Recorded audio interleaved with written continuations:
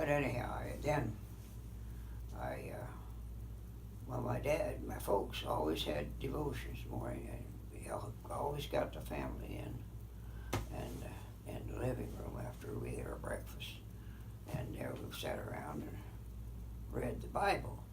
But it was make us understand and learn the language of the Bible, not because we were speaking Dutch, but this had no written language. But that was, so we started, but he never explained it to us particular, but at least it did something for us to read the Bible every morning and pray together, because he had a book that he prayed out of, because that's what they did. They always had a book. They never said their own prayer. They just prayed out of a book. And that was all High German, so didn't understand it too well. But anyway, it did something for us that we thought that the Bible became important. Not just a tradition. And so then when I got in my teens, then I started thinking about it. I was already past 16. And so that, but to pray. So of course, I was already in bed. And then I thought, well, I just need to pray. So I got out of my praying. At that time, we thought you didn't pray unless you kneel down and pray. That was just a tradition. But after all, that's the way it was. Although my dad had a little saying that they said, but it's all German, High German, that we can understand it. But he always had that before we ate. And they still put something in us to pray before we eat. And then I thought, well, I just need that. So I got out of bed. I don't know, I had shared this with you before or not. But anyway, I got out of bed and kneeled down beside the bed. And I thought, well, what can I pray? So I thought, well, I learned the Lord's Prayer. And I learned it in English. So I learned it. So I thought, well, I'll just pray the Lord's Prayer. So I prayed the Lord's Prayer before I got done, or by the time I got done. I felt the power of God come down in my life, and it was so real. And I knew that Jesus had forgiven me, and he had filled me with his Holy Spirit. I knew that because he had enough teaching for that. We understood.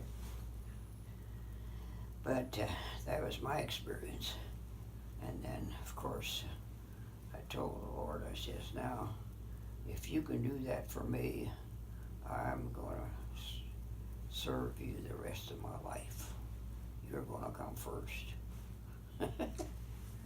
And I kept it. So, but I was in my late teens. I don't know what how age I was. I never wrote it down. Couldn't write down the date. But I remember Willie Wagnerstead. He was preaching, and he said that I was listening. He said, Raymond, he says, later on he told me, I remember the very first time we were in church after you became a Christian and a follower of Jesus. He said, I know that something happened with you. He said, I could see it. Wow. And of course, I started reading the Bible, and read the Bible in English, of course, and so I could understand it. But he would have a real good way of doing it. He could explain it. He could read it in one language, explain it in Pennsylvania Dutch, and then he could also quote it in English. And that helped us out a lot. have a good teacher like that. Of course, we had about 4 preachers, 3 or 4, so he didn't get near preach every time. And they had every week, and only church every 2 weeks, Sundays. Yeah. But in between, in the summertime, of course, he had horses, so we couldn't keep them out in the wintertime. It was too cold for them outside, and so I didn't have any barns to put them in.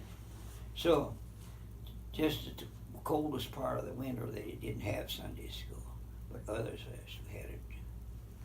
And there, depending on which preacher was doing it, but Willie Wagner. Then another thing he did, we had Bible school.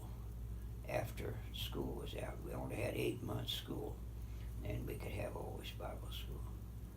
And Willie was our teacher, and he just explained everything in English. And so it was really good. That's the way you learned the Bible, the best way.